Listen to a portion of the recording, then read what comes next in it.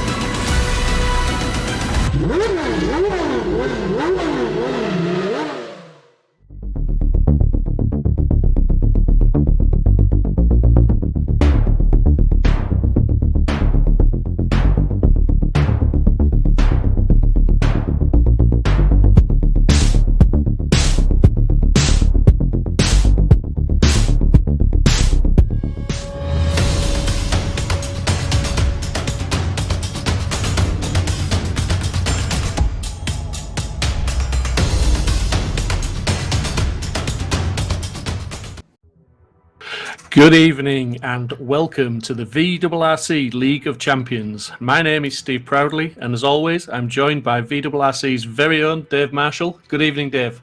How are we doing, Steve? You alright? Yeah, really excited, mate. We're at Zandvoort this week. We have a new challenge for the drivers. After 4 cracking rounds, 8 fantastic races in the Porsche Cup cars, we now move on to the Fabarth, the open wheel formula car, Dave. Exciting times. Yeah, couldn't be much more different discipline, really, could it? Rear-wheel drive, rear-engined, heavy Porsche, loads of aero, and then you go to a Fabarth open wheel with 200 brake. You can get on the throttle halfway around a corner, and basically like a go-kart in comparison. Yeah, lots more downforce, a lot grippier cars. They will have to worry about tyres from what we were discussing earlier. Just reference, they have a couple of compounds to choose from, but there are a few factors maybe you want to tell the viewers about, Dave? Yeah, so we've got 3 compounds of tyres, soft, medium and hard. From what I can tell through testing and driver feedback, the softs are designed a lot more for your tighter go-kart style tracks, where you're probably not leaning on the tyres in sort of 5th and 6th gear. So I reckon it's a medium strategy today, medium tyres. We might see people dabble on the hards for the race if they think the tyres aren't going to quite last the whole distance. Yeah, and obviously we have got 4 rounds for the guys to get to grips with, in these cars, and it's going to be very, very testing for them. We do go to Vallelunga, Red Bull Ring, and Migioni, which is going to be interesting. It's 4 very varied tracks as always. After the the Porsche Cup races, Jordan Brennan actually came out on top there with championship points of 127 points on the table, which I think from what you were telling me, Jordan Brennan, he was very surprised by to be in that position at the end of the Porsche Cup. Yeah, I think Jordan, I'm not saying he had a difficult start, but it was just a very dominant start by Jack McIntyre. He came out the blocks, he had something to prove, and fair play to him, put laps that no one could really touch. And then I think just as the season developed, the likes of Robbie Stapleton and Jordan Brennan just started to get the hang of the car a little bit more and just close that gap to Jack. And then we just had a race where Jack's championship turned upside down a bit and had a bad round at Thruxton, which closed the gap and actually gave Jordan Brennan the championship lead. Fair play to Jordan, he drove a great last round. And came away with the championship win. So it just shows, it's not all about, getting that championship lead early. Things can turn around. Yeah, absolutely.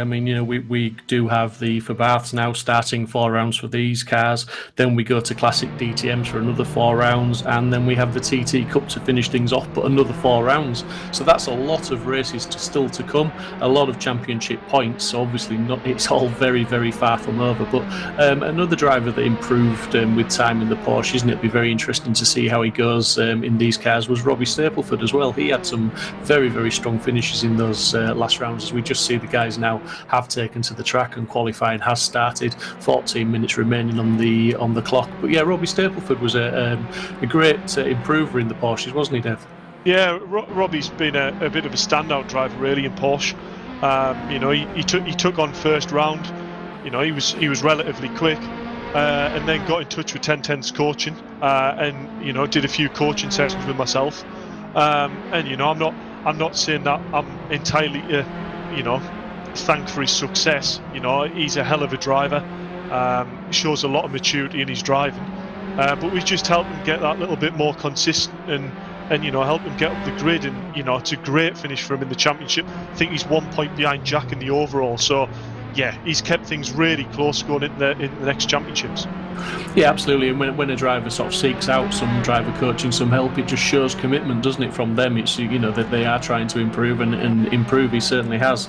And it is great to see when the guys do. But just to touch on the race tonight, normally we have ballast, but with the open wheelers there is no ballast this evening. It's a level playing field. All the guys, it is as it is, and it's qualifying for this first race and then reverse grid. Top 15, I think, isn't it, Dave, for the second race? So top 12, mate. Top 12, sorry. Yeah. So top 12. So that'll be an interesting one to see how easy it is to battle these cars through the pack, because Formula cars, you certainly can't rub them like you can the tin tops of the Porsches, can you? No, I mean, I'm sure there's some drivers that definitely will try. But yeah, I mean, with these cars, it's all about how late you can brake. The cars are fitted with ABS, so you can basically stamp on the brakes at points when you'd think, you should really be braking now, and you're still later on the brakes, still into a corner. And slipstream's going to play a massive part as well. It's all about getting the slipstream and calculating them overtakes for getting the advantage down the straights when it matters. Other than that, we might see the lads, like Max Bird or Isaac Smith, who have had huge success in go-karts. That might really pay off tonight. Yeah, absolutely, and also tyre management. I know yourself and me were talking about that earlier on, that definitely with the new layout at Zandvoort, we're on the GP layout this evening. We do have some very high-speed corners. We have the new banked curve, so those tyres will get leaned on very, very hard, and obviously tyre conservation will become an issue, as we just seen one guy spun around there, not quite sure who that was, but safely avoided by Michael Epps, and Mike Epps has certainly been in the practice server. He's been the time setter. But yeah, the tyre management's going to be pretty important, as Mike Epps indeed goes to the top of the timing table with a 1:35.386. Yeah, I think we're definitely going to see some very, very close times tonight. Even through the practice server, the drivers that are at the top, they're only separated by a tenth or two. The question is how many drivers are separated by a tenth or two. I think there's the majority of the drivers in the top 10 are all going to post very, very low 35s, if not managing to break into them 34s. We saw Mike Epps in practice set the fastest time of the day, which was a 34.4, which is an incredible time. But the question is, no one really knows how sustainable that is in race pace, and what impact it will have on the tyres. Yeah, absolutely, because the tyres in the Formula cars, we've got soft, medium and hard, and we were saying a track like this, as we're just watching Jack McIntyre avoid another spun car there, but Jack McIntyre on what I think is a hot lap, but it's difficult, isn't it? The Formula cars, it's 20 minutes. The soft tyres, you were saying, they're no good for this track. It's the wrong type of circuit for the softs. They'll overheat. There's too much load on them through the fast corners. So pretty much we're expecting all the drivers now to basically run the mediums potentially for the race. Yeah, I think every driver within reason will be on the mediums in quali. I think the softs, especially the speed of the track, we're not even seeing the softs last a lap, so it's just not really an option to run the softs. The mediums seem to be really good for a good 4 or 5 laps, and then the backs just really start to wear out. So yeah, I think everyone is going to be on mediums. Be interested to see whether anyone wants to take the risk and go hards for the race that may come into their own in the last 5 minutes of the race. Yeah, fantastic. It's going to be a really steep learning curve for all of these drivers after doing so many laps in the Porsches over the previous weeks now, to really change up to the open wheelers, to the Formula cars. It's a completely different sort of driving style, really. It's, you've really got to attack the corners, I think, in these cars, haven't you? But obviously just have that tyre management in the back of your mind, and drive sensibly, I suppose is the word, and just manage everything. And even though potentially it's only 20 minutes, you've still got to really make those tyres last, because by the end of the race, even the mediums could be just about on their last limits of grip, couldn't they? Yeah, I mean, if you spin towards the end of the laps, but you've gained all the time at the start on the mediums, what good was it going out of mediums? So maybe hards will play a part in it, but we'll wait and see. But a quick note, in Porsche, we saw Robin Walters sign up for Porsche, and he was a consistent top 10 driver. But we're going into Formula category here in single seaters, and he was straight away. I mean, he was sitting first there for a good 6 minutes of quali. So yeah, it's going to be interesting to see the drivers and how they adapt to the car. Yeah, absolutely. We've just seen Max Bird literally has just put a 1:35.014 on the board, which puts him in first place with Isaac Smith. And as we say that, Mike Epps goes back to the top and he's into those 1:34.8s. We have seen him go around about 4/10 quicker than that on the practice server. Be interesting to see if he can build up and match those times, but the times are getting quicker as the guys are putting the laps in. So Mike Epps currently in pole position with a 1:34.8, Max Bird in second with he's a 10th and a half off, Jordan Brennan third, Isaac Smith fourth, Max Edmondson fifth, Robbie Walters in sixth place, Jack McIntyre down in seventh at the moment. We've got Johnson 9/10 off in eighth, and Oliver and again 9/10 off in ninth. So the top nine are under a second apart there. That's pretty close. Incredibly close, isn't it? This is what we want to see from this low power Formula 4 style single seater. We always knew it was going to provide close competition, but you probably just saw there the lovely colours of Max Bird's car, very closely representing what he's got in real life in his mini challenge car with Bluebird Developments. It's great. It's the start of custom liveries on the car, so we're going to really be able to distinguish who's who on track. Yeah, should be able to pick out the drivers, and just going to mention a few people in the chat this evening. Thank you for joining us. We've got Michelle Dunn, James McGill, Absolute Dan. Good evening, Dan. We've got Ross McFarlane. We've got Jan, is it? I think in there. So good evening to everyone who's in the chat, and let us know who you're supporting, and any questions you've got that you want us to direct to Dave. I'm sure he's got the answer for everything. Well, you said about James McGill putting something in there.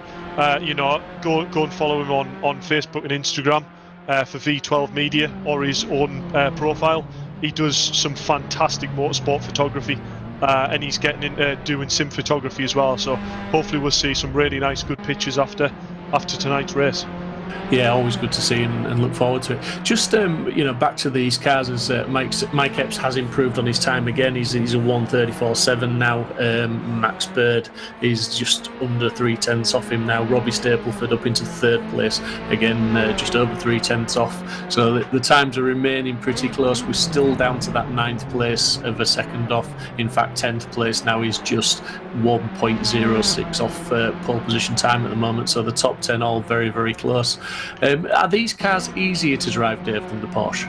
Yeah, 100%. 100% they're easy to drive. As we just see a spinner there, but on the whole, once the back end loses it, it's gone. You're not getting it back. But to drive around the track, the Porsche was a real handful. You've got a lot of body weight.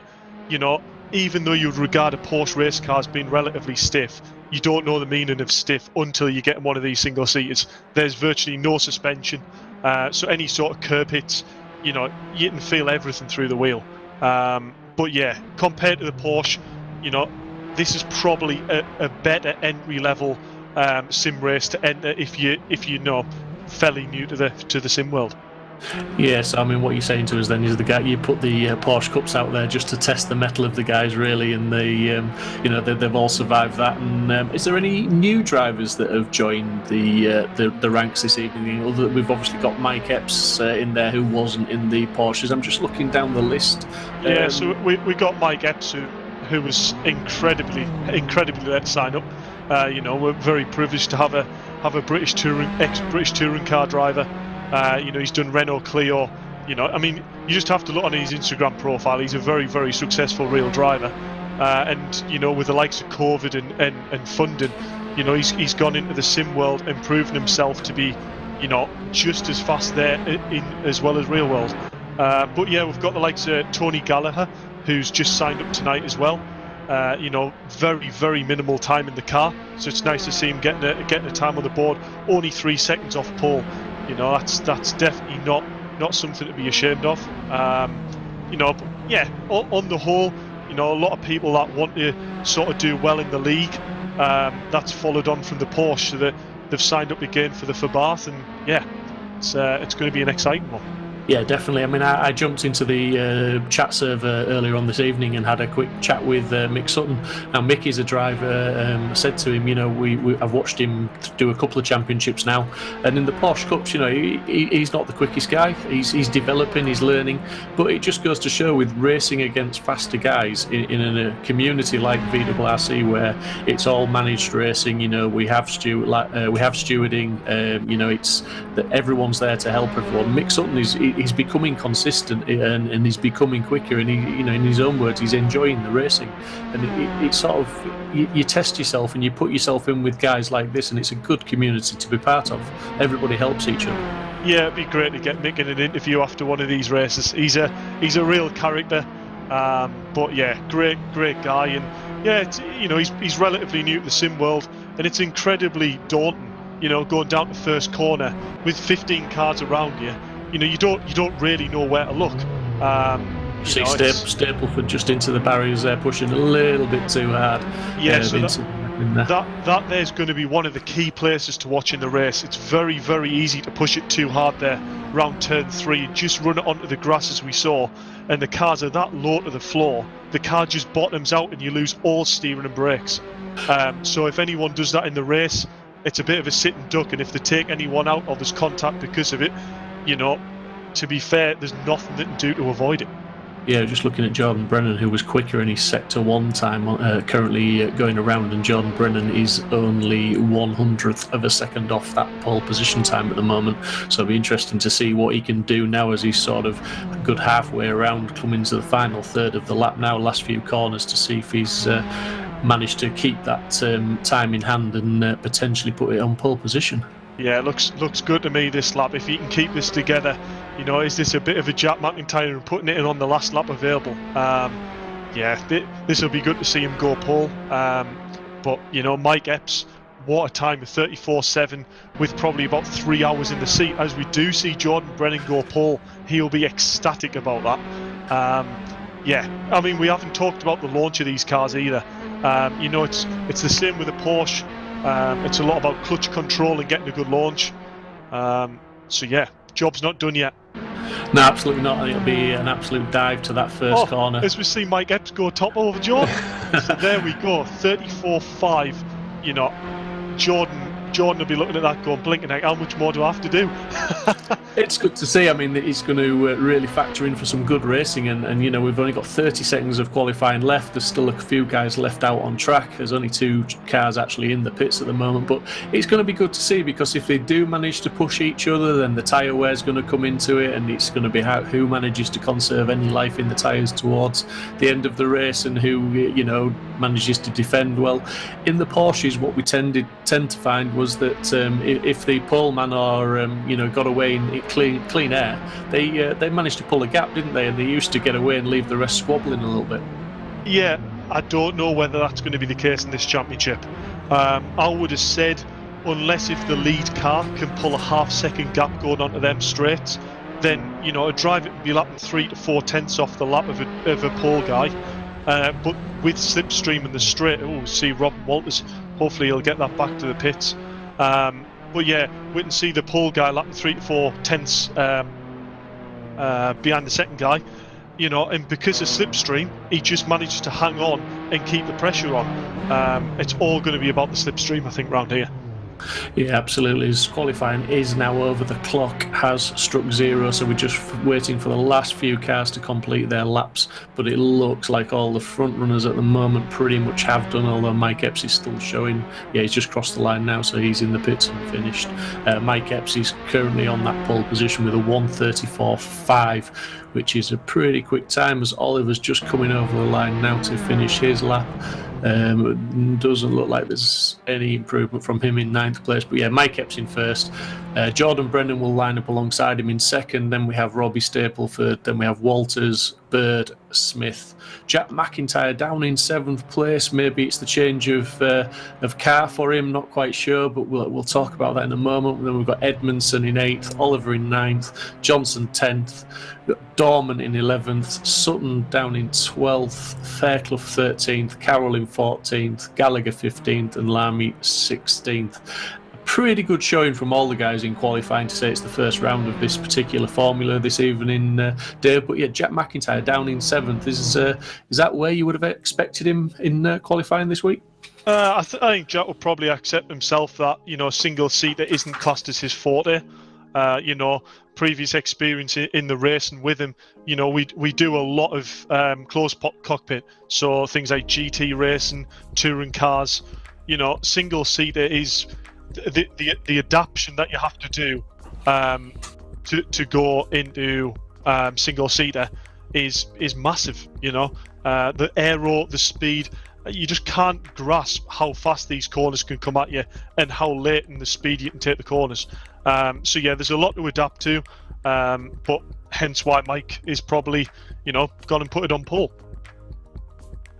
Great stuff. Well, we have Mike Epps in the interview room. Dave, would you like to go do the honours and ask the questions? Yeah, I'll go down and have a word with him. Yeah. Right then, Mike. How we doing? I'm good. You? Yeah, not too bad. That was about as it planned, isn't it? About 3 hours in this car, and you've gone and put it on pole. It seems that way, yeah. I have driven this before on a Assetto Corsa, but not on this sim, so it was a long time ago. It's probably a lot to get used to. A little bit, but actually I've got to say, to be fair, this is one of the best single seaters I've driven in a strange way. I didn't expect to say that either, so no, it's really good.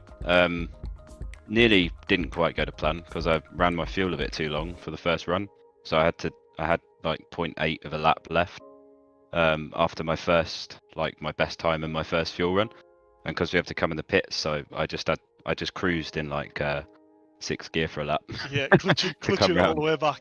Yeah, literally, and then stuck some fuel in, had enough time for one warm up, and stuck a good flyer in. So I was actually up in my middle sector, I think, on the next lap, but I'd completely trashed the first sector, so might have been a little more in it, but that was a pretty smooth performance really for me. Second sector was mega. So as we were spectating, Jordan literally put it pole, and then the following lap, you went and pipped him by another 10th and a bit. So yeah, I imagine Jordan's feeling fair good. But are you feeling the pressure from Jordan starting next year on the grid?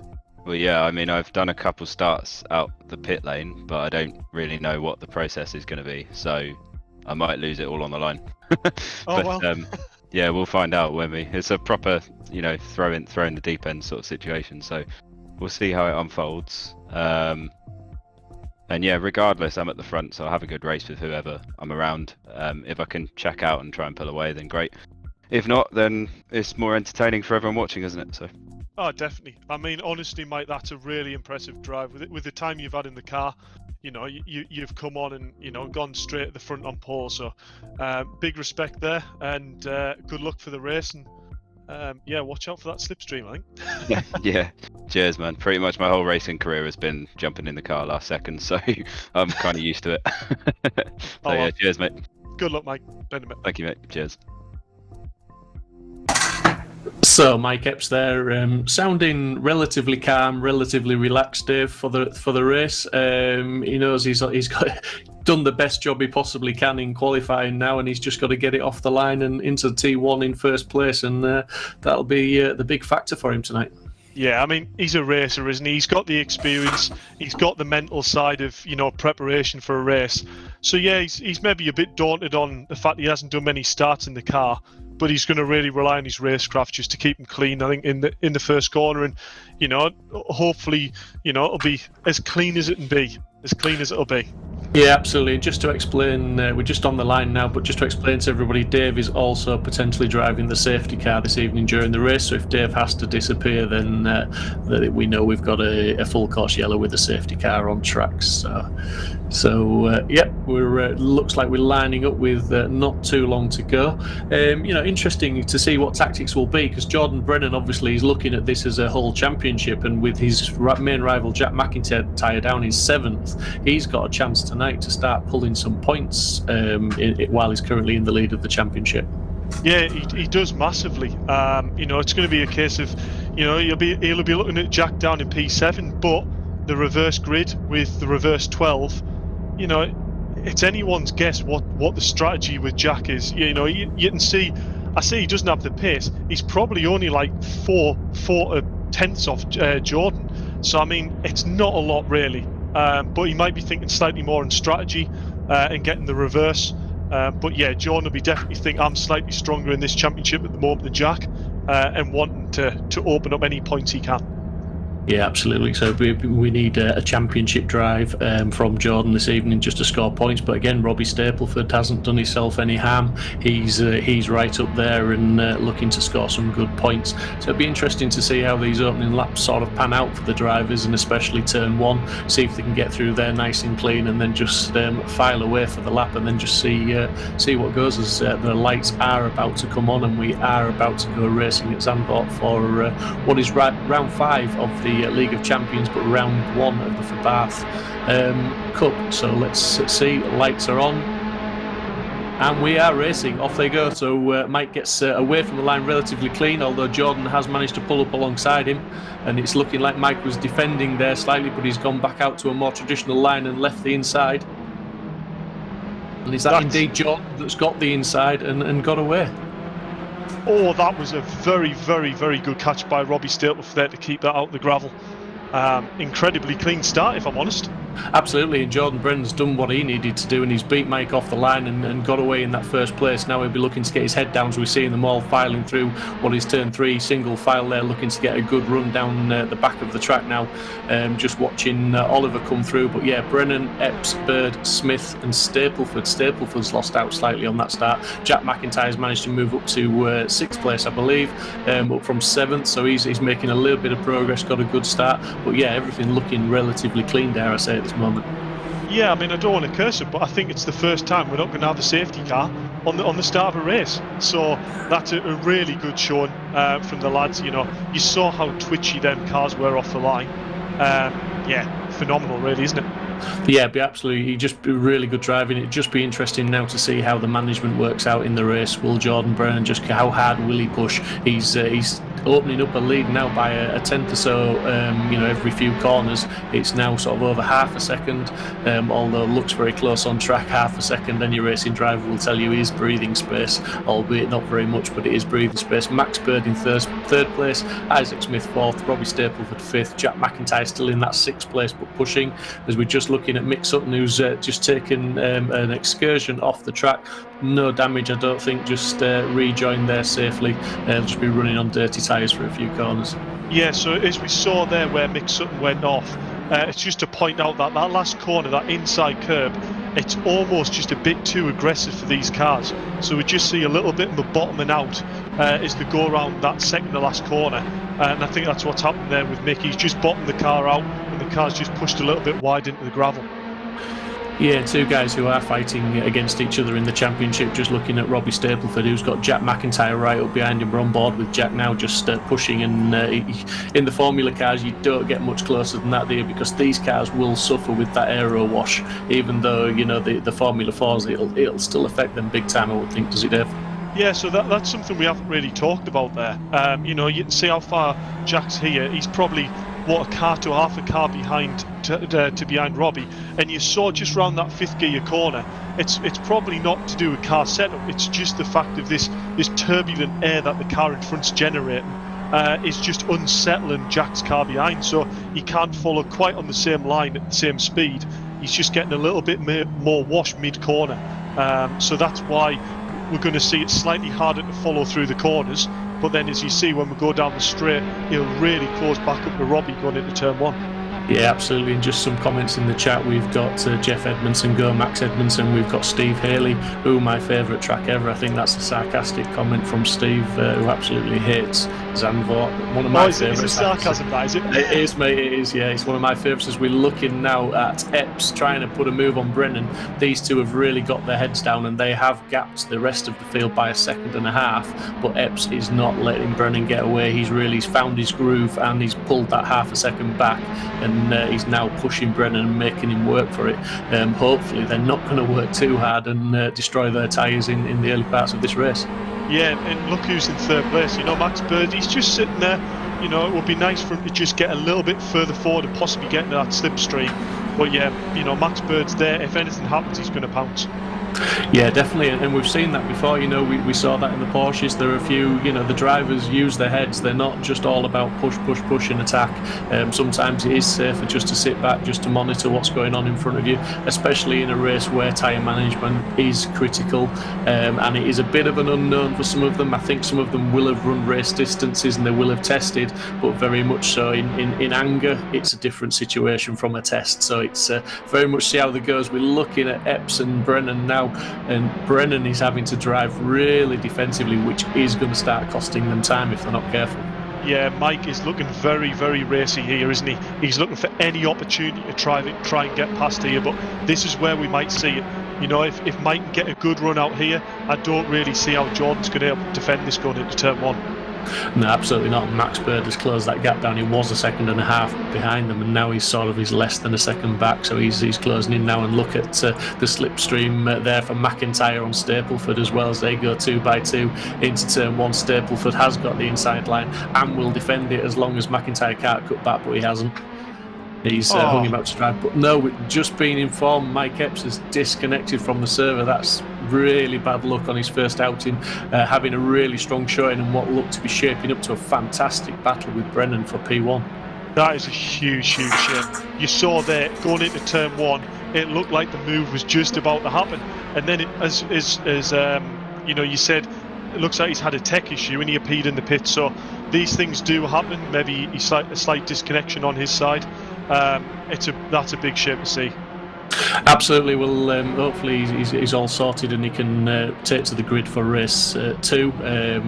Did I just catch Max Bird? I think just span it. I think he's maybe just caught a little bit of curve there and he span it, so he's dropped down to 7th place.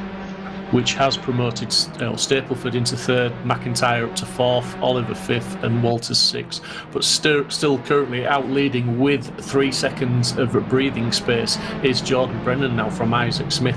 So Jordan Brennan now really can start to manage that gap and more importantly manage those tyres and look to sort of bring this car home in a sensible manner, shall I say, Dave, where he's protecting everything and he's not going to fall foul of tyres falling off a cliff. Yeah, so this is where Jordan really just needs to keep his head. It's very easy when you pull a 3-second lead just to start to switch off a bit and just forget about the rest of the race. But really, you need to be sort of maintaining your lap time, make sure you're maintaining that gap, because otherwise, before long, if you see Isaac or Robbie starting to work together with the slipstream, that can soon close that gap. Yeah, we're just looking at Edmondson now, who's just passed Mick Sutton on the straight, or has he? He has managed to get around the outside and into turn 1, although he's had to take a wider line. He's got the job done. Max Edmondson, I'm sure you'll agree, Dave, is probably slightly out of position there, down in 11th place. Would expect him to a bit higher. So he's making his way back through the fields. We're looking at Stapleford now, trying to go around Isaac Smith. That is brave on that corner, because you can soon end up in the kitty litter there. But he's as close as you would want to be, and again, he's trying to go around the outside. That is not the place to do it. Patience would be much better, in my opinion, there, as he's opened himself up now to McIntyre. And in fact, Isaac Smith has spun. Whether that was pressure, whether that was contact, I didn't quite see. I could be wrong. You can't say it because I wasn't on the car, but that to me looked like it was more like it was Isaac on the power rather than a slight tap. Just look, Jack was 0.4 of a second off going into the race, and through racecraft and just keeping it clean, he's up into 2nd place. Damage limitation is key. Absolutely, yeah, and that is not. I mean, Jordan Brennan, as we said right at the beginning of the race, McIntyre down in 7th. Jordan Brennan's done what he needed to do, but so has McIntyre, like you say, with his racecraft and his skill. He's not the fastest man out there today, which is unusual for him, but he's certainly he's sort of doing what he needs to do. As we're looking at Walters now, who is attacking Oliver. Yeah, so Walter showed some really good pace, so he's going to get the overlap here on speed, be incredibly brave to try and hang it around the outside on Charlie, which I believe he's got the move done. That is an incredible move. Good drive, Robin. And Stapleford got the move done on McIntyre, I believe, into turn 1 as well. He's ahead of Jack now, so that position for second place has swapped round again. Stapleford pushing, so we've got the 3 overall championship rivals now in the top 3 positions. So it's just following on from the Porsches from the last couple of rounds, really, isn't it, Dave? Yeah, exactly that. What's going to be interesting to see is whether Robin closed his gap onto the back of Jack. I think from practicing through quali, we saw Robin with just that little bit more pace than Jack. So it'll be interesting to see whether he can get onto the back of Jack, and that might help Robbie just get away and try and start to close that gap on Jordan. But saying that, Jordan's now pulled a 5-second advantage in this race. Huge disappointment that Mike's disconnected there. But yeah, can't take it away from Jordan. He's driving a fantastic race so far. Yeah, absolutely. I mean, he's lapping a good second a lap faster than the guys behind him at the moment. Hence why he's now round about the 5.1 second mark in breathing space. Be interesting to see if he does. I mean, we've got 10 minutes to go, but if he does bring it home in first place in the post-race interview, just to see how hard he was pushing or whether he has lifted, because his lap times at the moment don't say that he's lifted. He's lapping in the 35s, mid 35s consistently, which again, it's quicker than most of the guys out there, so he's definitely still pushing pretty hard. Yeah, I mean, I don't think there's any of these drivers that aren't pushing to sort of the limits of what they can do. But yeah, as we see, Robin is closing that gap on Jack. It's come down to 7/10 now. And as I said before, once you sort of get this car within about half a second, 0.4 of a second, that's when that slipstream's really going to benefit, and we might see Jack under quite a lot of pressure in the next few laps. But potentially from 2nd to 5th, the guys are all sort of, the sharing a relative small part of the track.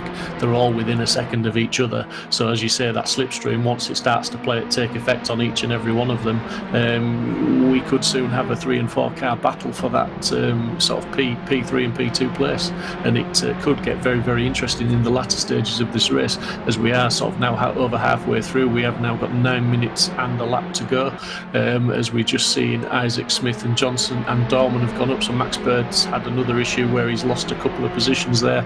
Maybe a mistake, I'm not quite sure, I didn't see.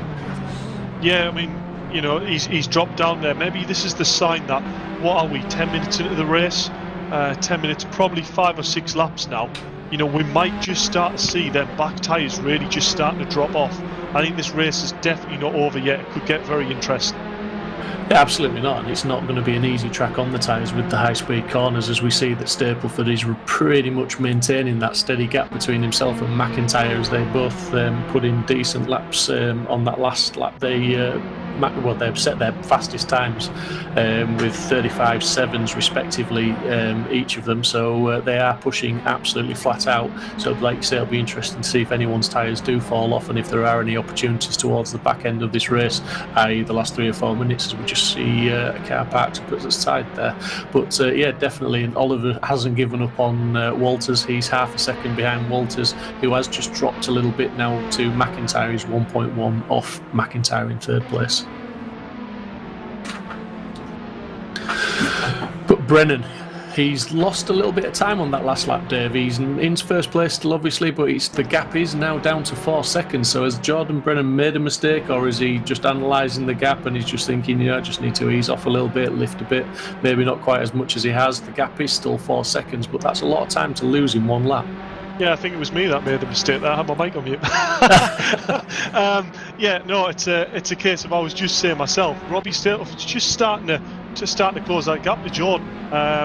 Jordan's maybe thinking, he's going to look after his tyres a little bit more, and maybe Robbie's getting a bit carried away and starting to push the car quite hard. But I was just thinking to myself there, for all of these F1 fanatics, Charlie's car here looks a bit reminiscent of, was it Ings Direct Formula Renault. Was it? Renault, yeah, absolutely, yeah.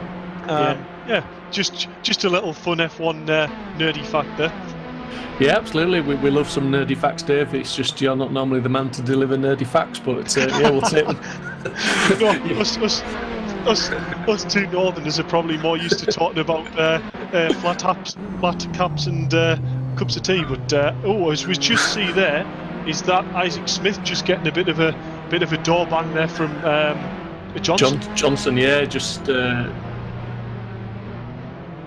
showing his nose and going through, and we just start hearing that Walters, who's now dropped down a couple of places, has just made contact with the wall, so hopefully not too much damage, but he's certainly lost positions. So at the moment the current standings are Jordan Brennan in first place with 8 laps completed, 3.7 seconds ahead of Stapleford, so that gap is still coming down. Jack McIntyre in a very close third place, and Oliver in fourth. As we just seen there, that's Walters that ran off the track and just doesn't look too good. The steering input looks a little bit off there. I think that might be a retirement back to the pits in the safest way possible, Dave. Yeah, I mean, that steering wheel is probably one of the most sensitive steering wheels of race cars you can drive, so to have that much rotation in his wheels not to even move, that's a very poorly steering rack, I would have thought. Absolutely, mate. A lot of work to do in the intermission for that pit crew to get him back out in race 2. But yeah, I'll just go back to the leaderboard now, because Jordan Brennan is 3.6 seconds ahead of Stapleford, who is 0.8 of a second ahead of McIntyre, who is 3.6 ahead of Oliver. Johnson in 5th, Isaac Smith in 6th, who are following round at the moment, Max Bird 7th, Dorman 8th, Edmondson 9th, and Walters down in 10th at the moment. But the guys, they've kept it relatively close. There's little clusters of races here and there, but they've spread out a little bit in these last few laps. But I think that's more down to incidents, isn't it? Yeah, I mean, it just shows. I mean, unfortunately, Mike Epps had the disconnection, but there's been a surprising amount of people without any contact, just having little spins here and there. I think this is a real sign of the cars are probably getting a little bit more of a handful here to drive. As we just see Isaac, I reckon he's probably close enough here just to get a bit of slipstream here and close right onto the back of Johnson. Yeah, but look at that gap at the front as well. While we watch Smith and Johnson, Brennan and Stapleford is now down to 1.1 seconds. So what has happened to Brennan? Has he made a mistake again? That's not managing the gap, as it were. So there's been an issue there, because he's now got Stapleford and McIntyre literally breathing down his neck, respectively a second behind each. Yeah, definitely. That's not just taking it easy to lose sort of 2 seconds. I'm just trying to figure out what's gone on there, but maybe that was just a slight slide, or I don't think it's not enough for a spin, not the gap that he built up. Or has Jordan pushed his tyres too hard at the start of the race? Is this a sign that he's run out of grip and Robbie's maybe on a hard tyre compound? Yeah, and I mean, these cars are open for the guys to tweak setups to adjust what they want within the limits of the simulation, but that does include an awful lot of things with reference suspension, tracking, aero, diff settings. So if he's got the car set up at all slightly loose and he's losing traction and sliding the car a bit, that's going to take a lot of life out of the tyres. If he's driving it on that knife edge, who knows? I mean, we've just seen him twitching a little bit there. It'd be interesting to see how he gets out of this corner, turn 3, but it all looks relatively tidy. But Stapleford is definitely on the attack now, and with the speed that he's made up, the gap that he's made up, you would have to certainly say that he's almost got the pace to do Jordan Brennan. As Jordan Brennan's last lap was a 1:39.1, Robbie Stapleford's was a 1:36.2. Yeah, so I think that was definitely Jordan must have had an issue there to drop that much time. But we're just watching here. Jordan's car doesn't look particularly nervous. He's moving the car around a little bit, but not excessively. But Robbie Stapleford is right in that bracket now. These cars don't have DRS, which would normally be an F1, which is a flap that opens, that gives you even greater straight line speed if you're within a second. But these cars do have that much aero, that slipstream really becomes a big factor. So Robbie's right on the back of Jordan here, going onto this main start finish line straight. Watch this gap going into turn 1. Yeah, it's looking like Isaac Smith's had another issue as well, as he's dropping down the field. He's now down in 9th place, but he's just had left the track somewhere. But yeah, Robbie Stapleford is now pretty much close enough to gain benefit from the slipstream. Whether he'll gain enough to be side by side into turn 1, but we saw a couple of corners ago. He's certainly late on the brakes, and he's now looking to close that gap up even further. And he does get right onto the gearbox of Brennan, but he's nowhere near close enough to make a move. But he's certainly close enough to keep putting that pressure on. And now it's Jack McIntyre's turn to sit in 3rd place and just keep a watching brief at this moment. Yeah, Robbie might be thinking here that Jordan's actually really starting to hold him up. He's going to have to get a move done, otherwise he's going to have Jack right on his back end. As we see, Robbie in dirty air. Was that just dirty air, you think? That might have been dirty air with just riding a little bit of curb on the inside, but I mean, what a recovery that was. That was probably a 5th gear, so 130 mile an hour moment across the grass in these cars. To save that from going in the wall, that is some drive. Yeah, absolutely. But what it has done is let Jack McIntyre back up into 2nd place now. So Robbie Stapleford's got that move to do again. Can Jack McIntyre maintain the pressure on Brennan, or will he be too busy looking in his mirrors? Has Jack found the pace that he was missing in qualifying? We will see in the next 1 minute to go before the completion of the time of the race. Then they have to complete another full lap after the clock strikes 0. So we've got a couple of laps of racing left at least for Jack to try and close that gap up, and I think he's closing up on Brendan, isn't he? He's closing that gap down. Yeah, it'd be interesting to try and find out what tyres they went out on in the race, whether this is the difference between medium and hard, whether or not Jordan pulled that big gap at the start because he's run the medium compound tyres, and maybe the hards are really just coming at the run towards the end of the race. But yes, it is looking like Jack is very racy here. But I think Robbie Stapleford probably needs to try and get on the back of Jack ASAP. And we might see Jordan, especially through the tighter corners, trying to almost back Jack up a little bit to try and get Robbie into that slipstream. Yeah, definitely. Maybe Jordan will think like that, but certainly Stapleford is going to try and push and close that gap himself. Although he's a 2nd down, I'm not quite sure what damage he would have picked up from that off-track excursion, because I do believe he did make contact with the barriers, albeit very slight. So hopefully there's not too much of an issue. But Brennan, it looks like he's definitely struggling. I don't think it is that he's been making too many mistakes, Dave. I think he's genuinely struggling with the pace of the car. Yeah, I mean, looking at lap times, it's nowhere near the 39 that he set a few laps ago. He's still lapping 2 seconds faster than that, so that was definitely a big incident he had to lose the big amount of time. But yeah, he is definitely lapping slower than especially Jack and Robbie Stapleford. So this is going to have to be one hell of a defensive drive. Yeah, definitely. I mean, he's lapping slower than 4th place Charlie Oliver, 5th place Martin Johnson. So he's definitely struggling, and he's now full defence as they're going side by side now, as Jack McIntyre is really trying to put the pressure on as they go through the final corner now, and he's trying to make that move, and he's probably going to slot back in and get tight slipstream, but I'm not quite sure how far past he's got on him. But Robbie Stapleford's also there, albeit not closer. They're side by side now going into turn 1. Jack McIntyre is going to have to try and put it around the outside, as Jordan Brennan was very late on the brakes and pretty much almost parked it to stop McIntyre there, and all's fair in love and war, and he's managed to maintain that position, although side by side. And this could give, if Jack can keep it there, he's got the inside line and he's going to get that move done into turn 3. Yeah, I don't know whether that was maybe a slight bit of tactics or whether that was just really good racing, but Jordan Brennan will have the advantage now here on the slipstream. But credit to Mike, who does the stream from Simply Race. That was a great camera angle for turn 1. It just really let us know exactly what was going on. Yeah, absolutely, because some of the camera angles can make it tricky just to judge where they are. But Jack McIntyre now hits the front at the all-important time at the end of the race, with Jordan Brennan hanging on. Jordan Brennan span it. He just lost the back end there as we came out of one of the turns. That is an absolute disaster. That is potentially a tyre issue, isn't it? It'd be very interesting, although he's not on the podium, so potentially we may not get an interview from him, but it would be interesting to know what tyres he's gone out on. But definitely, Jack McIntyre now, potentially with this race finish, is going to climb back to the top of the standings in the championship, and Robbie Stapleford has done his championship no harm whatsoever. He's currently sat in 3rd place in the championship, but 2nd in the race, so he's having a great event this evening, and he'll actually be probably kicking himself for that mistake earlier, because it could have been him in 1st place right now. Well, you couldn't not have predicted that at the start of the race. You know, 7th place start for Jack McIntyre, and through racecraft and keeping it clean, he's brought the car home in 1st place. Well done, Jack. Yeah, well done to Jack McIntyre in 1st place. Robbie Stapleford brings it home in 2nd. Oliver brings it home into 3rd place. Brennan, he'll be upset with that, but he brings it home in 4th.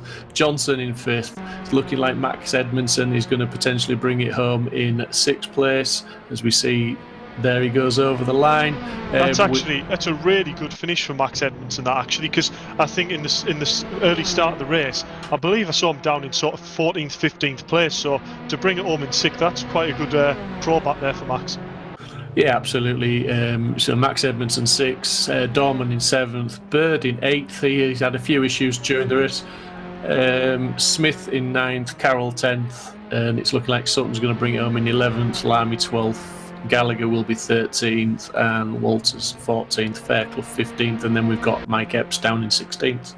Yeah, so I've just heard there that unfortunately Mike's technical issue wasn't due to internet connection. It was just the fact that one of the messages that enables to see drive-through penalties and cutting tracks wasn't on screen.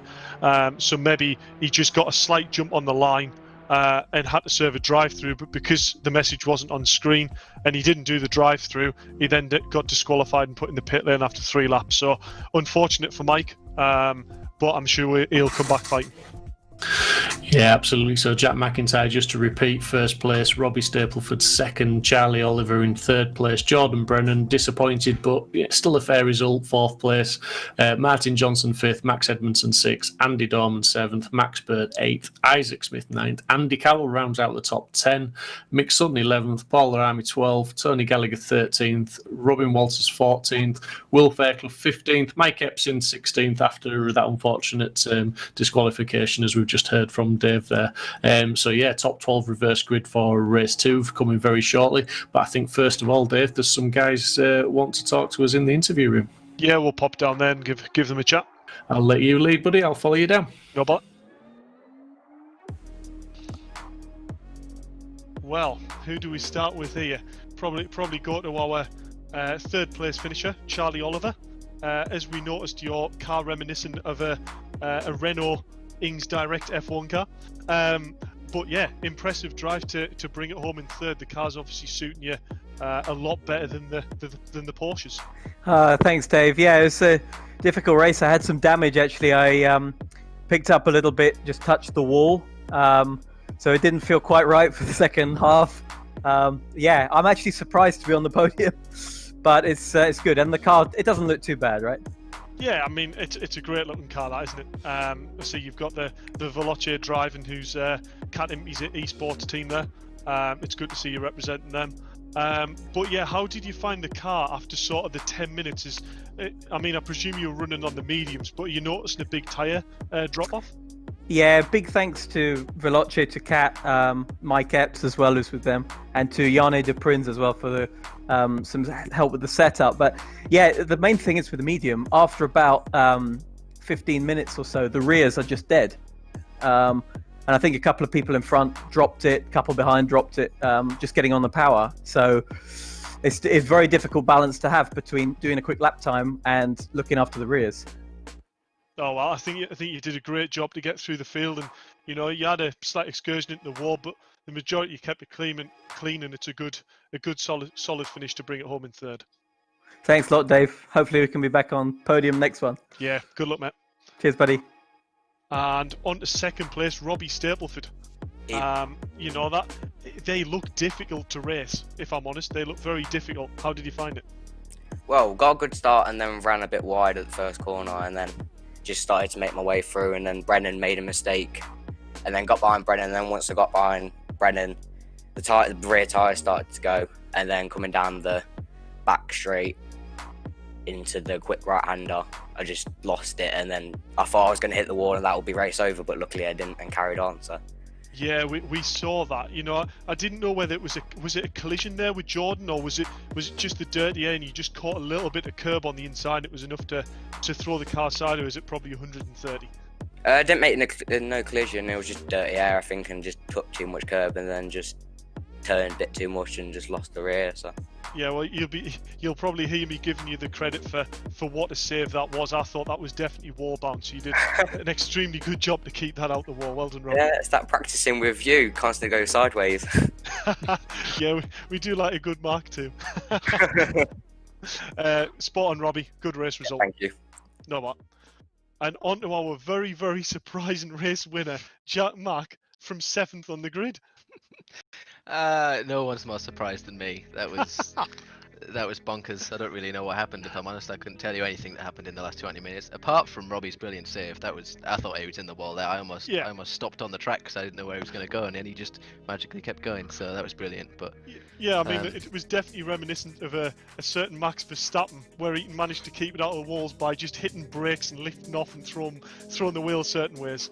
But yeah, how did you find that race? I mean, open wheel. I don't know whether you would agree with this, but maybe it's not necessarily your forte. You know, you've been used to more the GT and touring car style stuff.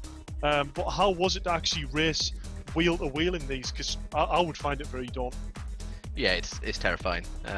Like you say, with the GT style and touring cars, you can get a bit of bumping and get real close to each other without the fear of, touching tires and someone pinging off into the sky. So it's really scary. But I just kind of just forgot about it a little bit, raced it a little bit like a touring car. Had the battle with Jordan at the start of the last lap, too wide all the way through the first complex was pretty scary. But I just stuck it in there. Thought, I'd been gifted the chance to go for the win. I think Mike had a disconnect or something, which is unfortunate because I think he probably would have just run away with the whole race. But I got a bit of luck this time, so I didn't want to let it go to waste.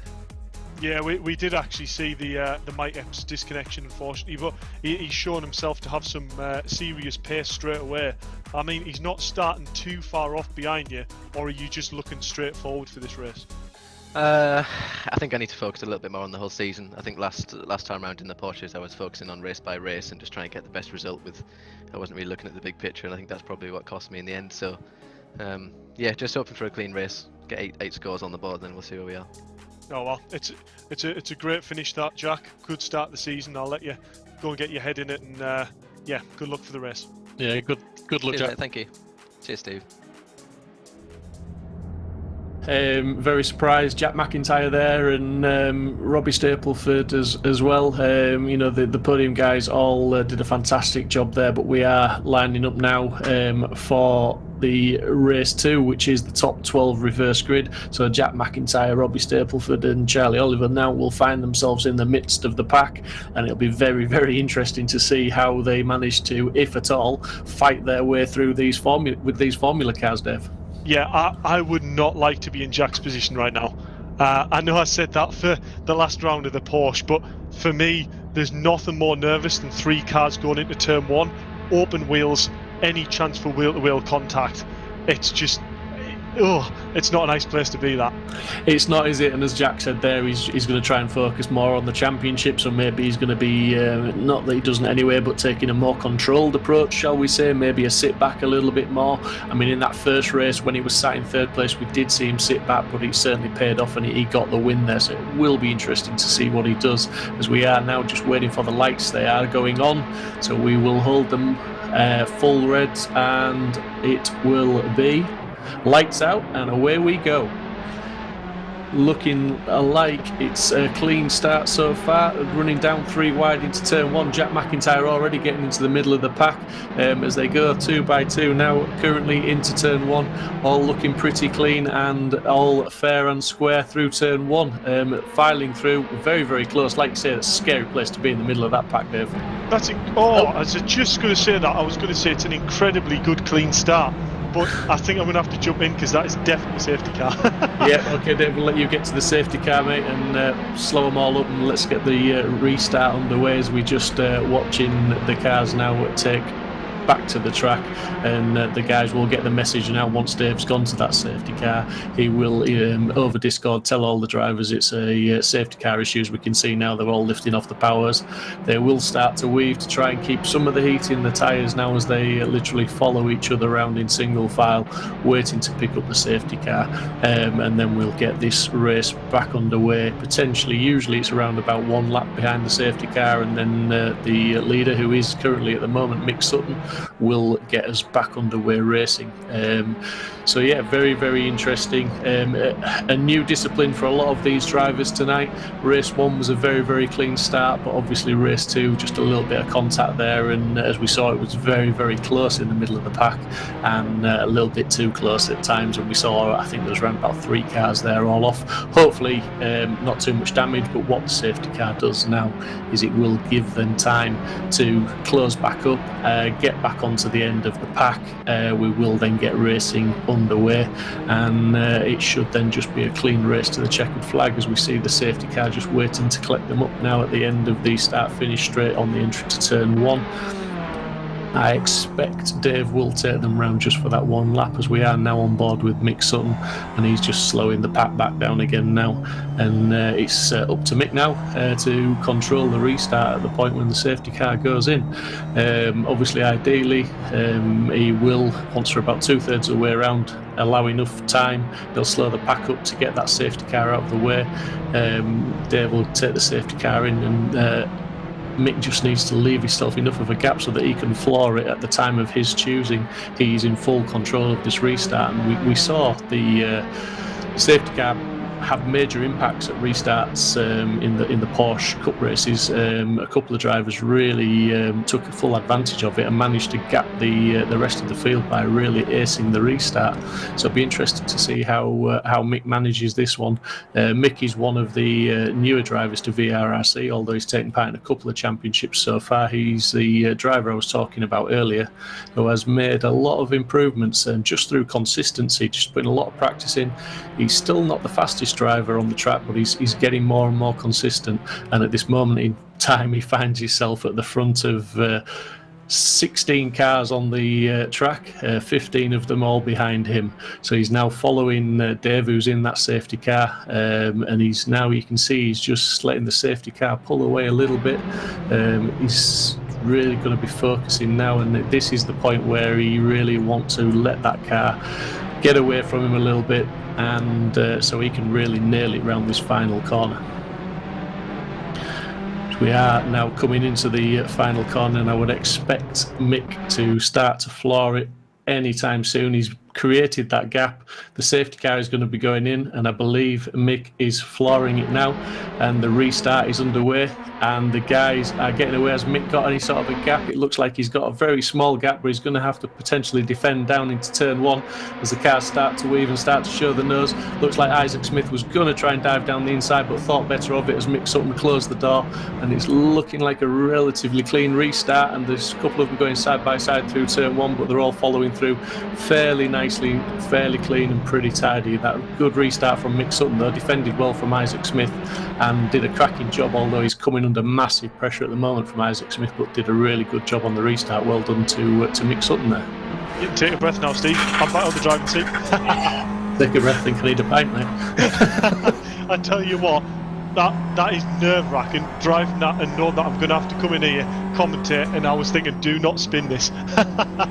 Mate, I think we should have had you on live comms in the pace car there. As Mick Sutton now, Isaac Smith has got that move done. He was looking like he was wanting to get through right from the restart. Mick did well to hold him off at the restart into turn 1, defended very, very well. But Isaac Smith has got the move done and has got out into the front. And Isaac's certainly got the pace to put a gap on and pull away. Yeah, definitely. I'm just seeing them. Is that Max Bird that's got himself up to second place? I believe there. That is incredible driving. Absolutely, excuse me. I'm just looking at Stapleford still down in 11th. Jack McIntyre and Jordan Brennan, though. Jordan Brennan up to 4th now, and Jack McIntyre in 6th. Yeah, and also look behind. Mike Epps is on a charge. Watch him for the win here. Yeah, absolutely. Yeah, I overlooked Mike Epps. Apologies, Mike. But yeah, up to 7th place there. So he's having a fantastic race too now after his disappointment of race 1. And it's looking like there's a few guys. I mean, just when you look back down that straight there, you've got 3 almost 4 wide at the front. But even right back down the straight, they were coming down 2, 3 and 4 wide. Absolutely fantastic racing, wheel to wheel, very, very close. As Mike Epps, like you say, is really putting the pressure on. He's looking to fight his way through the field, and he has made another place up. He's up into 6th place, and he's right up with Jack McIntyre now, and it looks like he's actually Jack McIntyre's dropped down to 7th.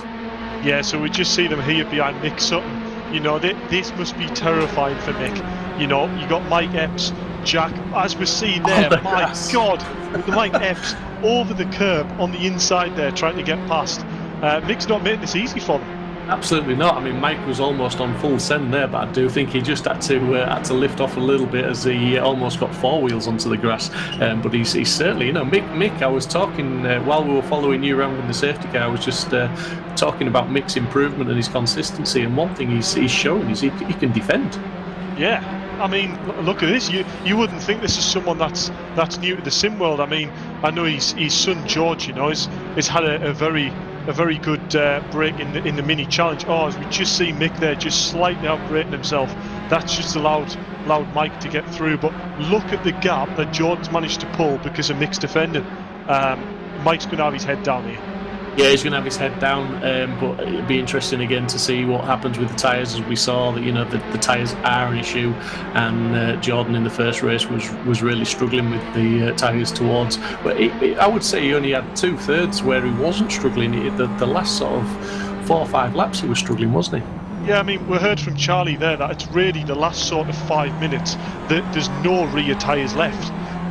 So that's sort of the part where you have to sort of pull back the pace a bit, make sure you just keep on the road. But I mean, how wasn't that a collision there? That was phenomenal driving. Walters on what my son would call a full send, as we just seen Sutton dropping there. Unfortunately, Mick, after a fantastic start to this race, and it was some great opening defences, has just fallen foul to maybe a little bit too much pressure, maybe a bit too much right foot, not quite sure, but I'm sure we may find out in the chat afterwards. But it sent him 180 degrees the wrong way, and it's lost him a lot of positions. Now he's currently down in 12th, so unlucky to Mick, but I think he can take a lot of credit from that restart and the defending. Yeah, as we just see Charlie there just nibbling at the back. I think that was Andy Dorman he hit. That's just a bit of a shame there, but that was maybe just a gap that was closing as he went for it. As we see, he's got front aero damage, so maybe the front is feeling quite a bit more vague than he would like it to. Yeah, absolutely. And the difficulty with the Formula cars is, I don't suppose anybody needs me to tell them, but basically you're not rubbing doors. When you get inside somebody here, you're tangling axles, and that doesn't end well. Usually it ends in someone coming off worse than the other, if not both of you off into the barriers. But Isaac Smith 2 seconds out into the lead from Max Edmondson. Johnson in 3rd place, looking to try and close up on Edmondson, but Jordan Brennan, Mike Epps, Jack McIntyre and Stapleford all putting reasonable laps in and closing the gaps up.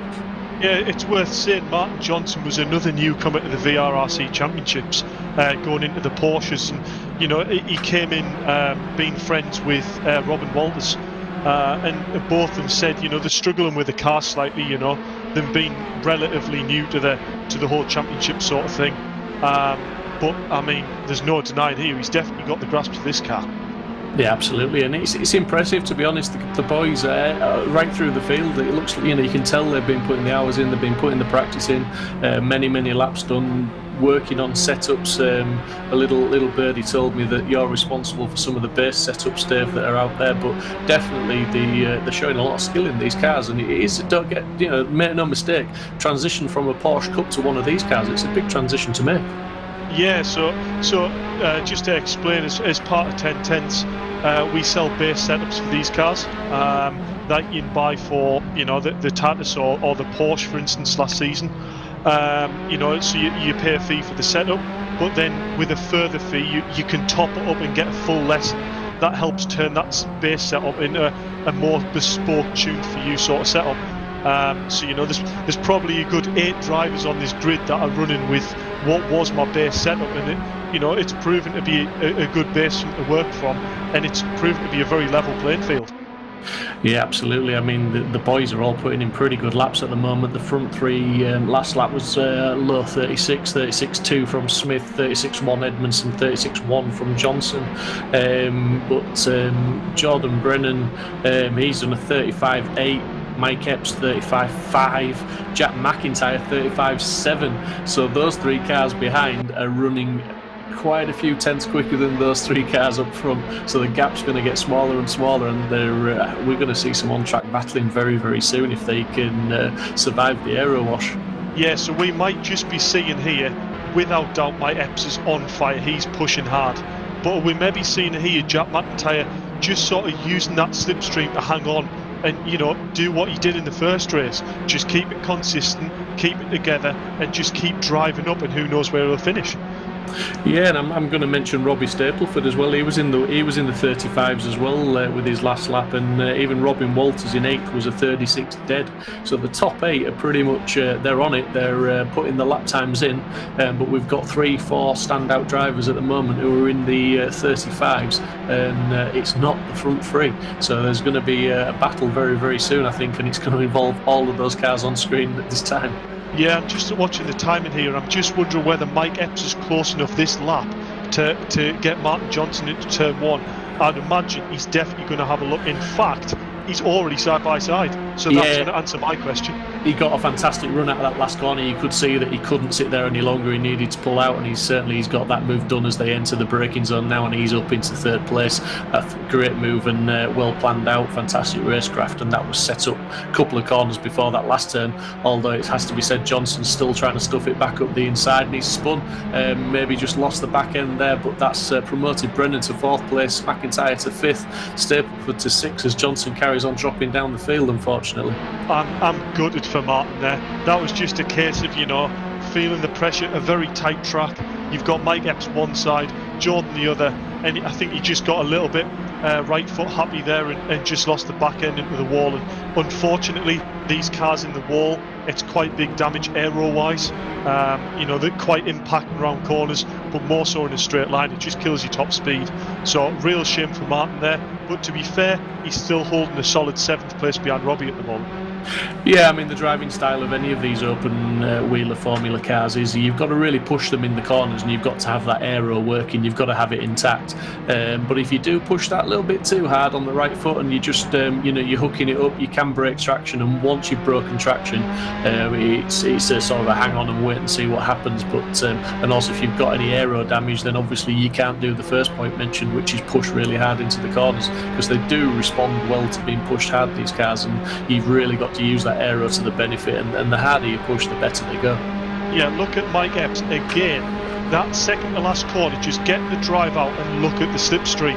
Is he going to go for a move here? He's put his nose out. He's definitely let Max know that he's going for a move there. Max is going to try and hold it around the outside, but Mike's got the job done. Good drive, Mike. That was job done from the moment that Max didn't defend there for me. I was surprised he didn't pull the crosses. We see Epps there just lighting the back end up. That's not going to do his tyre wear any good. He just spinning the back end up and stepping out, but brought it all back under control and has maintained that 2nd place. Now he's going to try and close that gap to Smith, which I think he'll do. But it's going to be really interesting to see what happens. We've got 5 minutes and 40 odd seconds to go, but is Mike Epps taking on too much life out of those tyres? He didn't have the full run in race 1, did he? He's not really sure what to expect, I don't think. No, I mean, such limited time in this car. Yeah, I don't imagine he will know at all what the car's going to do in this remaining 5 minutes. So he's going to purely learn on the spot in 2nd place, fighting for this win, which is not exactly an ideal spot to be learned from. But yeah, you just saw the back end step out there. Exactly the same sort of thing that happened to Martin Johnson, as we see Max Edmonds here trying to actually come back at Mike Epps very late on the brakes, but Mike Epps has got that covered. You know, Max needs to be smart here. He needs to work with Mike Epps here and try and pull away from Jordan. Otherwise, they're going to end up with Jordan and McIntyre joining onto this battle. Yeah, and it's looking like Max is trying to stay close enough to get the slipstream from Epps, but we know how good Epps is out of this last corner onto the start-finish straight. And again, he's just managed to gap, but he's weaving now to try and break the toe. Max Edmondson is close enough to pick up the slipstream, but I don't think he's close enough to get into the braking zone alongside Epps and do anything about him in 2nd place, and he's not. He's, like you say, he just needs to really work with him, but maybe that's too little too late, because it looks like Brennan and McIntyre are already there. They're going to start pushing Max Edmondson. I think he's going to have to divert his attention rearward at any second now. Yeah, this is great to see, isn't it? I mean, look at this, 4 cars separated probably by a car in between, all separated by about 0.4 of a second. You know, this has proven to be some really, really good, solid race in this championship. Yeah, absolutely. It's a fantastic race. But let's look at Edmondson and Brennan there. Brennan is really, he's weaving in the mirrors of Edmondson, letting his know there. Epps isn't closing in on Smith maybe quite as fast as I thought it would be. He's managed to gap Edmondson a little bit, probably enough to break the toe as they come out onto the start-finish straight, but he's not lapping an awful lot faster. In fact, Mike Epps' last lap, obviously, he was battling was a 36.8. Isaac Smith was a 36.4, so it'll be interesting to see what Mike's lap time is this time round. Yeah, I mean, Mike's starting to gap Max Edmondson here. Just starting to edge it a little bit, but as you say, Isaac's monitoring that gap. He'd be wary that, you know, he doesn't want to try and open that gap too much, because the tyres are probably at the point where you saw in the previous lap with Mike Epps, that, you know, the back end just wants to step out and kill you at any opportunity. So, you know, Isaac's going to be hopefully in control of his tyres. As we see, who was that? Was that Stapleford, I think, crashing onto the start-finish line? Yeah, I believe so. That's a very, very strange place to have a crash. Yeah, strange and unfortunate, as Stapleford's had last few races have been cracking for him. He's had some solid results to put him third in the championship overall. Just in the chat, Max Bird just mentioned his lost connection, so that's Max obviously out of the race, and unfortunately no points for race 2 for Max.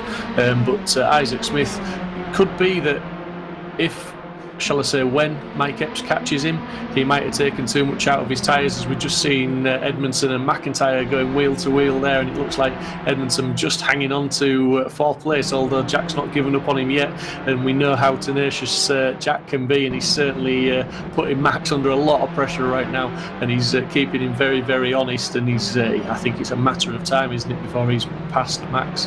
Yeah, well, you know what I'm going to say, you know, in the Porsche, you know, there was a come together between Max and Jack. Are they going to be thinking of that right now? I would imagine Jack probably is, if I'm honest with you. But I think he's probably got it up the inside here. That's job done as far as I'm concerned. Max needs to just get his head down here, focus on getting a good exit out of this last corner, and try and getting Jack back into turn 1. Absolutely, yeah. Epps is 1.7 off the back of Smith at the moment. But yeah, just seeing there, is that Brennan that's Brennan again? Spun it again. So that's Brennan dropping down. That's Epps up is still in second place. McIntyre up to third. Edmondson fourth. Brennan's down to fifth, and I think he'll stabilise there in fifth place, regroup, and just try and bring that car home. And he'll put a bit of heat into those tyres, so he's going to have to go around a little bit steady at the moment till he gets everything back to what is to be considered as normal temperatures. Yeah, I mean, Jordan, to be fair, has got probably about a 10-second gap to 6th place here, because 6th place is Martin Johnson. So we saw Martin Johnson have the spin, so he's got a little bit of a buffer there, back to 6th place. But, you know, he'll want to bring it home, and he'd be gutted that he's just thrown away some valuable points there for the championship. But we're seeing that, you know, Jordan's got really good pace in the car, but is maybe really struggling when the car gets lighter. And has more worn rear tyres, so maybe that's something definitely needs to have a look at in the setup for the next race. Yeah, definitely. It's just another challenge of driving these cars. But just a mention on the lap times that Mike Epps did a 1:36.8. Isaac Smith, who's in front of him in the lead, did a 1:36.9. So Mike Epps was only a tenth faster, albeit faster, but he's only got literally sort of one or at the most 2 more laps to close that gap of 1.2 seconds down. It's visual, and when it's visual like that on the track, Dave, that does help, doesn't it, when you're the chasing driver? Without doubt it helps. You know, he's going to have the bit between his teeth going, that is the win, I want it, let's have it. But, you know, I've watched Isaac, you know, anyone who wants to go and watch Isaac race, probably at the pinnacle of his career at the moment, you know, last race round, I believe it was Knock Hill in the JCW Minis, you know, held on for I don't know how many laps and brought home his first win in it. So I hope I've got that right in the details. But yeah, phenomenal driver. This lad knows how to defend. Yeah, absolutely, and he's you know, he's doing what he needs to do, and you always that question's still there, isn't it? That has Mike Epps taken a lot more out of his tyres than Isaac Smith has, and even if Mike Epps catches him, has he got the traction, the grip to actually do anything about Isaac, who's in front of him? I would put my money, unless Isaac makes any sort of mistake, that it's his race now to throw away. Yeah, what I'm a bit nervous about is, you know, as we just see Mike there, you saw a little twitchy and sideways that's getting through there. So Mike's tyres are definitely not primed there. But yeah, unfortunately, it's one of them things. But yeah, I'm a bit worried. For Mike hasn't raced against Isaac on a sim before. Isaac is known as being a very, very good defensive driver, but also he's not afraid, to use his car to block. Mike probably doesn't know this, so if this comes together, we'll wait and see what happens. But this could be fireworks and play right into Jack McIntyre's hands. Yeah, well, it's all going to happen now. I think with just one more lap to go, they're going to come round and cross the line to take them on to the last lap. And Isaac Smith is going to have to defend an 8/10 of a second lead, as we see Mike Epps just weaving there, trying to pick up that's the race over, actually. Sorry, my mistake. Yeah, Isaac Smith takes the win, so well done. Sorry, apologies for that. I thought there was one more lap to go, but Isaac Smith takes the win. Mike Epps in second, Jack McIntyre third, Edmondson fourth, Brennan brings it home in fifth. Again, he'll be disappointed with that, but it's a solid result for the championship. Johnson in sixth, Walters in seventh, Dorman in 8th, looking like Andy Carroll bring it home in 9th, with Oliver crossing the line in 10th. Oliver not having the best race 2 after his fantastic race in race 1. Mick Sutton, brilliant start to this race, defended really well. As I say that, he's just lost it again, and he's looking like he's just struggling to get it back square again and facing the right way, but doing his best to kill those tyres on the last lap. But he's going to bring it home in 11th place now. He's got pointed in the right direction. We've got Lamy down in 12th. Yeah, I mean, he's paid his entry at the championship. He's going to use all the tyres he's got, isn't he? So yeah, that was just our fault, really. We didn't quite catch that, but I think it was a case of the timer had just gone over as Isaac crossed the line, hence why we were thinking there was going to be another lap, but he must have crossed it with about a millisecond spare. So yeah, fair play to Isaac. What a victory. Good defensive drive. Might things have been different had it gone to another lap with Mike behind. Looking at the lap times, maybe not, but phenomenal drive for Mike. He was starting at the very back to come away with the second place. He's rescuing his championship there. Yeah, absolutely. It has to be said that was a solid performance from Isaac Smith. He managed to hit the front and he managed to maintain the gap when it mattered, albeit it came down to sort of around about 8/10. But I think we're going to drop down to the interview room now, Dave. Yep. So we'll drop down and again I'll follow your lead, buddy. No bother. Right, and down the interview room, I believe we've got Mike Epps there, second place in race 2. From the back, could you have hoped for much more, or let's face it, you were wanting the win there, weren't you? Yeah, that was quite a race, actually. The way the tyres fall off on this car, I've not done a run that long yet, so I was finding out, lap by lap, but it just lets go on you mid-corner and you have this almighty moment, and I probably lost 2 or 3 seconds over the last, 6 or 7 laps, 1 defending and 2 having little moments like that. And it's I was actually saying that in the stream, and I said, of all the times you want to be learning, where's the limit of the tyre and how it drops off? Yeah. When you're fighting for the win after you've come through from the back, it's not an ideal scenario, that really. No, it's quite a sudden sort of loss of grip as well. It's a little bit like you've hit oil with the rear end or something. So I get what the tyre build is. It makes sense, but it's probably because you don't have the other senses you have in a real car that it feels so drastic. So you go into a corner and then bang, the rear's gone. Yeah, I take it you probably didn't do any testing, but I take it the hards didn't ever come into the option. Maybe then would have lasted the extra 5 minutes of that race, and you got back your time that you maybe lose on the outlap, or are you thinking that it's that important to get that pace, and get the positions on the early laps? I'll probably give him a go and then tell everyone the opposite of what I find out, eh? That's a very good racing driver. I'm going to say spoken like a true racing driver. That was challenging. There were some tough races out there, and a couple of guys definitely wanted to make it hard for me to come through, which is completely fair enough as well. So definitely up against it. I was looking at the guy in the lead, thinking it's so close at 0.8 over the line. and I lost like a second 2 laps from the end, just having a massive moment. So I was sat there like, oh, he threw it away. But yeah, I think we're on board at that moment. Now I was saying, you know, at second place, you saw how sketchy that moment was, and we actually thought there was another lap left, but there wasn't. But I was thinking, Mike, just settle for second here. It's good points for the championship. You know, unfortunately, yeah, I've already lost enough already being a noob. So yeah, you had the technical issue in race 1, but for sure, finishing second on the grid in race 2 is going to help your championship.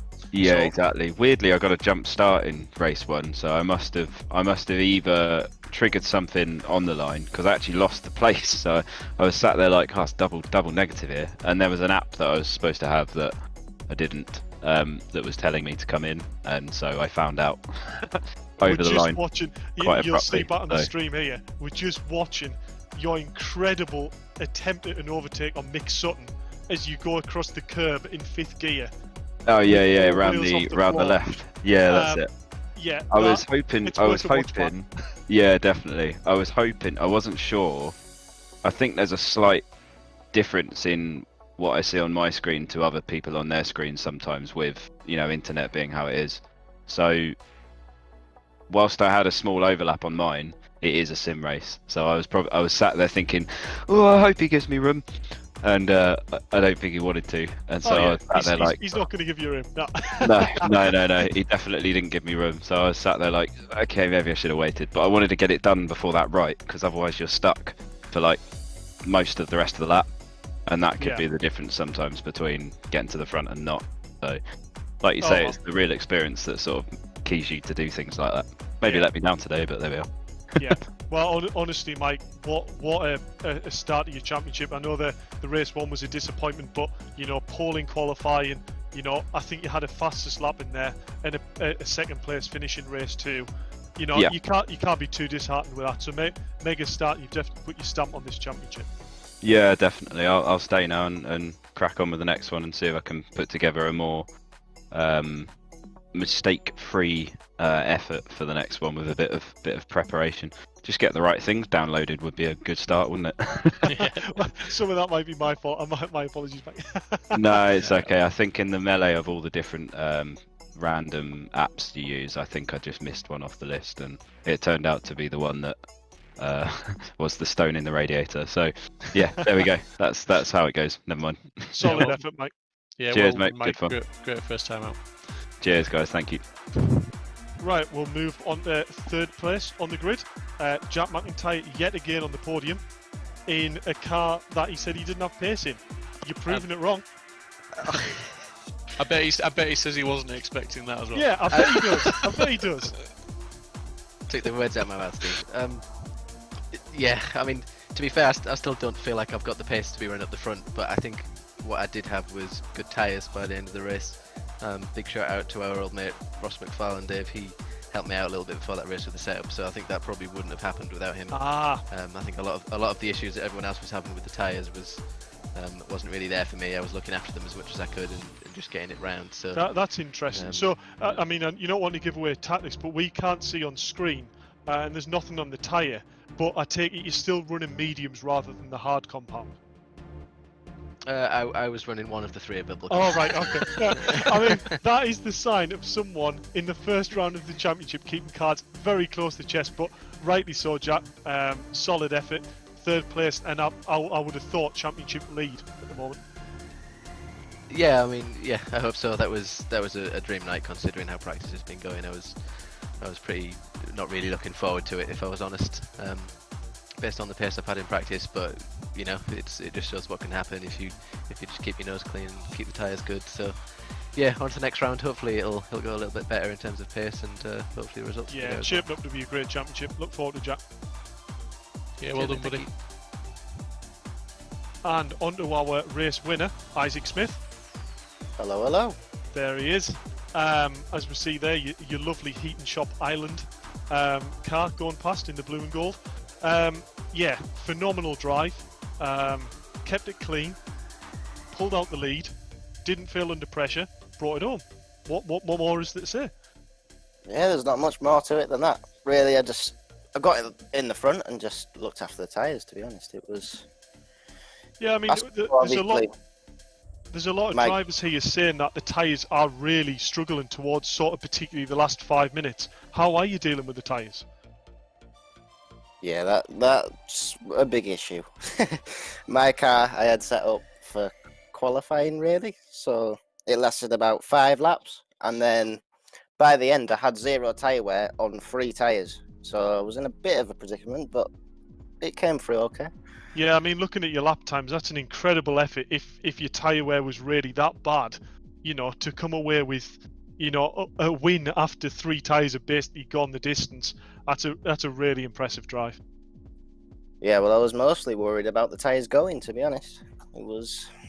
Yeah, my well, heart what we haven't touched upon is in this championship, it is actually possible for the tyres to puncture. I don't know whether that was a factor at all that you were thinking of.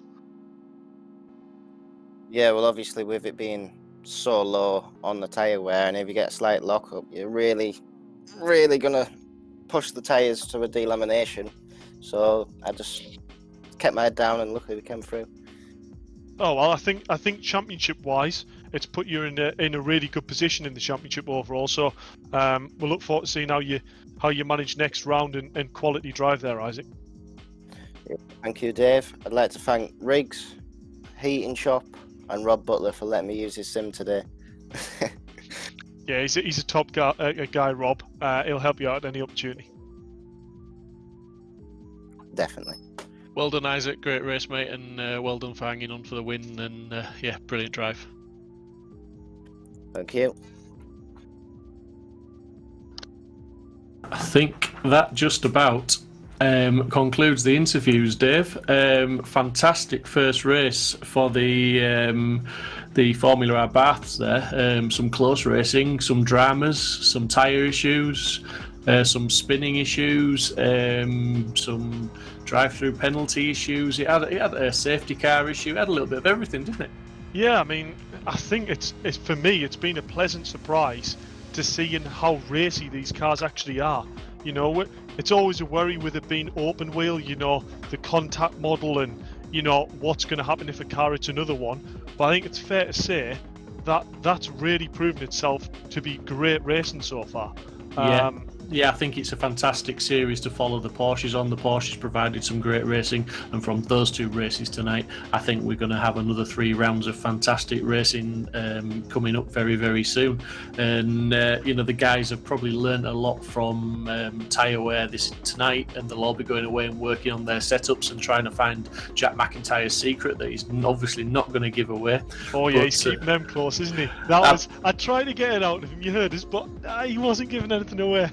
Yep, and then we've got the new gentleman in the paddock, which is Mike Epps, who is definitely on the pace and proved that he can battle through the field in that second race. That was an absolutely awesome drive. But yeah, really looking forward to round 2 at Vallelunga, which is next week, guys. So you know, we just want to say thank you to everyone that's tuned in this evening. If you don't already subscribe, please do hit the notification bell, and if you want any more information regarding VRRC, hit up their website, which is www.virtualrealityracingclub.com. You can find lots of information about all the services that they provide, some of the things that Dave's touched on this evening with the coaching. They can also supply you the rigs and some of the gear that you need. So yeah, please feel free to go onto the website, and I think you know, pretty much that nearly, as we're just showing you the website there, the timings and the results and things like that. But that just about wraps up the stream for this week. Yeah, and just a quick word, Steve. Just to also say that, you know, as you can see, this championship isn't full as of yet. So if anyone does want to enter, you know, you don't have to enter the full championship. You can enter certain rounds if there's a track you would like to do. Just feel free to drop Rich a message at VRRC, and we'll get you involved. Yeah, definitely be interesting to see even more cars on the grid, but what is already a healthy grid. So a few more in the mix would be great stuff. But yeah, looking forward, as I say, very much to Vallelunga next week. Hopefully you guys can all join myself and Dave Marshall. It's been absolutely awesome racing this evening. Hope you all enjoyed it as much as we did. But for now, it's good night and thank you. Good night.